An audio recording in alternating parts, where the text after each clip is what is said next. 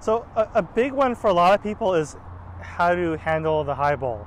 All right, and yeah, like a coach will say, hey, just run back, let the ball drop, in your strike zone and hit, or just move up into the court, be really quick, get up into the court early, see it early and hit, and take the ball earlier in your strike zone. But that's not always realistic, and no matter how good you get, you're going to be forced to deal with balls above your shoulders, up really high, and you're going to be playing players who lob the ball every single time. And it's impossible to always get in perfect position every single time, right? And that's why you have to know the technique and the fundamentals to handle balls in various heights in different parts of your strike zone, right? The second thing you have to do is realize the different strike zone and which part of the ball you're hitting. So a lot of times, especially when we're hitting, it's different for a slice grip, but for a topspin grip, okay, when you hit a low ball, when the ball is lower, you actually, if you look at the natural racket path of my racket, I'm hitting on the outside of the ball like this. See, so I'm hitting that, if the ball's here, I'm hitting the lower outside quadrant, right here. And oftentimes it's that spin that hooks back into the court. Like you see Rafa hook the ball back into the court, on an out wide passing shot.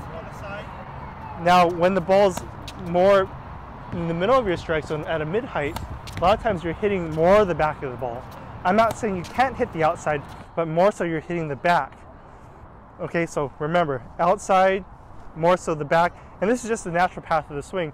But the high ball, what people don't realize is you're swinging across this way more, because you're not swinging low to high as much, you're swinging more across or more down, right? And I'll explain later why we call it the hammer shot. But when you swing across, you're actually hitting the inside, if the ball's like this, you're hitting that inside quadrant here, and you're actually getting the spin to fade slightly away from your target like that. Okay, in like an inside out type of spin. It's fading away instead of hooking in, right? So boom, you're swinging across and it's fading away. Okay, well, I hit a two-handed forehand a lot of the time, right? But you have to be mindful of that. Now look at the strike zones. I want you to see me from the side. When I'm hitting, also when I'm hitting the low ball, to get this outside of the ball, I'm actually hitting the ball a little bit more behind me here. See? Now this mid ball I'm hitting here, and this high ball I'm hitting more in front. Because when it's high, we have to, again, get the shoulder in front of us, right, to get power. And we talked about that on another video, okay? So with this hammer shot, being able to hit down on the ball and hitting hitting down, but also thinking about hitting that inside part of the ball, right? I want you to notice something with the wrist pronation.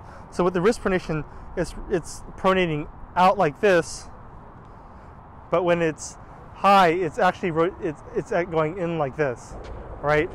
It's a windshield wiper. It's pretty much the same motion, but it's going in the opposite way. So here, here, here, here. All right. So just shadowing that and getting the feeling of, and it's kind of like you're taking a hammer and hitting down like this. If you're hammering down here, and again, all the things I talked about, it's going to allow you to punish the high ball when you get the high ball, instead of having to run back like this, let the ball drop, and hit the ball, with like a traditional close stance. Okay, setting an open stance for a hammer, being able to swing more level, more across the ball, hitting the inside of the ball and driving it. All right. Okay, and those principles is what's going to help you create stability and power when you're attacking the high ball. Alright, now just to show you the different parts of the ball, you're going to see this like fade away from Federer-Settli, and that curve. When Rafa hits the ball lower, it curves back into the court slightly. Okay. Now, when Rafa takes a high ball, again, he gets that fade.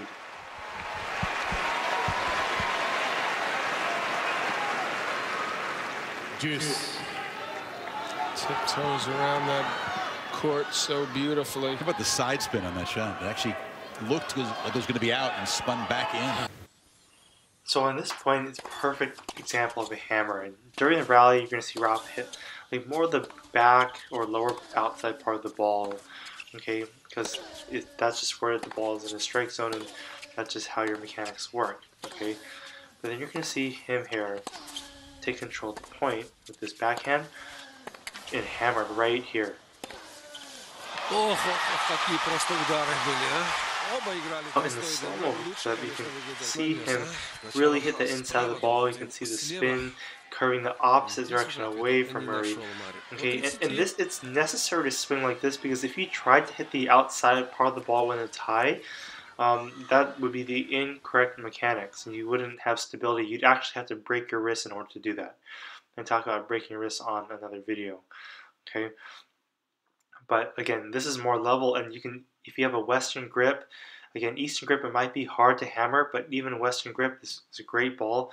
And you should almost feel like with a Western grip, you're swinging slightly down, okay, hitting the ball down into the court. Because most times you have to come up with spin, but this is one opportunity to really punish a high ball and make moonballers and lobbers second guess their strategy.